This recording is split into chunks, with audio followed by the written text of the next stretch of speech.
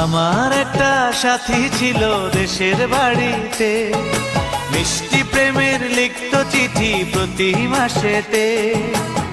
হঠাৎ একদিন খবর এলো সাথীর নাকি বিয়ে হলো আমার অজান্তে। এখন বলো দেশে যাব কার আশাতে, এখন বলো দেশে যাব কার আশাতে।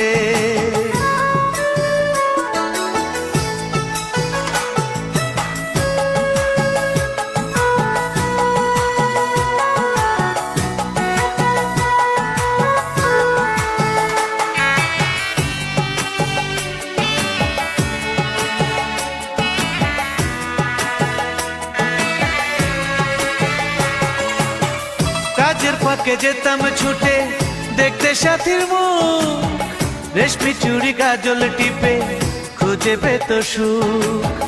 কাজের ফাঁকে যেতাম ছুটে দেখতে সাথীর মুখ, রেশমি চুড়ি কাজল টিপে খুঁজে পেত সুখ। এক পলকে দেখে এসে আমায় আসতো ছুটে বুকে জড়াতে। এখন বলো দেশে যাব কার সাথে, এখন বলো দেশে যাব কার সাথে।